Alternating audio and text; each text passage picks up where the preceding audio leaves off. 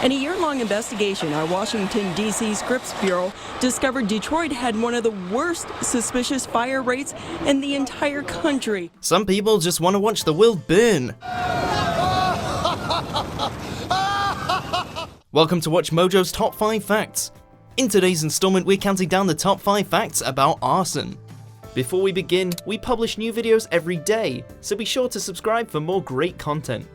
From insurance fraud to acts of compulsion or even murder, this act of deliberate destruction is an essential part of any screenwriter's bag of tricks. But how much does the average person know about it beyond what they've seen on TV?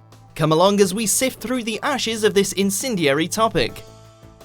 Number 5. Detroit, the arson capital of America. Arson in Detroit, it's more than a problem, it's an epidemic. Detroit homeowners pay twice as much in homeowners insurance compared to the average city in America, and they have their staggeringly high incidence of arson to blame.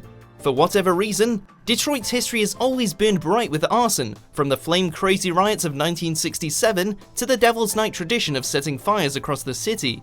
But the housing crash in 2008, followed by the 2013 bankruptcy of the city, has resulted in an epidemic. In 2015, the city had over 3,800 suspicious fires. Insurance fraud is one case, but with so many abandoned and unstable buildings falling into dilapidation, people have simply begun to burn them down either out of boredom or because they were just bored of looking at them. Number 4. Arson is sometimes a force for good? People that burn stuff believe in God too, Hyde.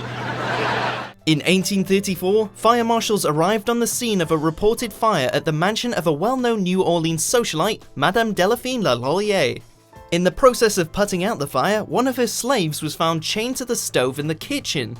The woman admitted to having intentionally started the fire in an attempt to take her own life rather than be subjected to the grisly fate that awaited her at the hands of her master.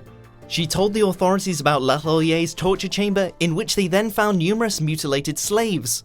While the practice of slavery itself was legal at the time, the wicked lady's acts of torture were not, and she was chased out of the town by an angry mob. Alright, arson. Number 3. Firefighters can use dogs to solve arson cases.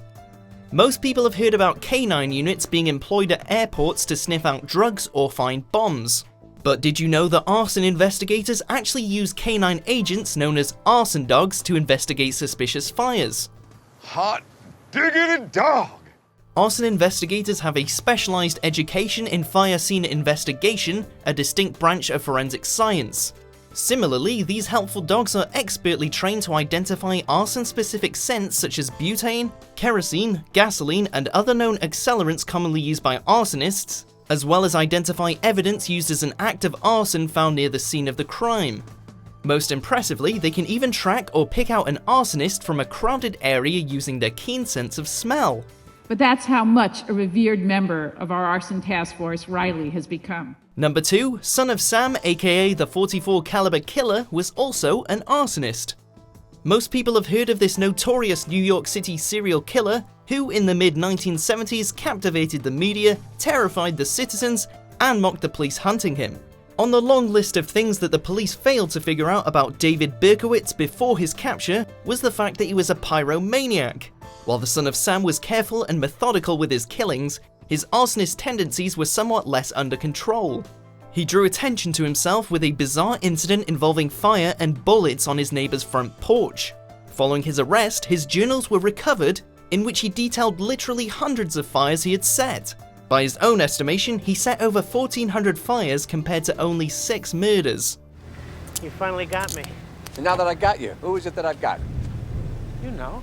Number 1. Help wanted. Arsonist for hire. Jamestown police call it an arson for hire scheme, and it has 2 men locked up this morning. When it comes to crime, there's usually someone you can hire to do the deed, and arson is no different.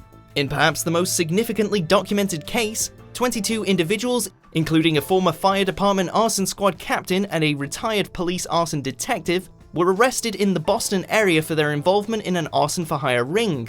While it may be shocking that fire investigators would turn to arson for profit, there is a history of people who work closely with fire developing pyromaniac tendencies or turning to arson themselves. One of the most famous arsonists, John Leonard Orr, was a fire captain and arson investigator at the height of his own arson spree, often investigating crime scenes of fire he himself had started. So which of these facts did you find the most interesting? Check out these other great clips from WatchMojo and subscribe for new videos every day.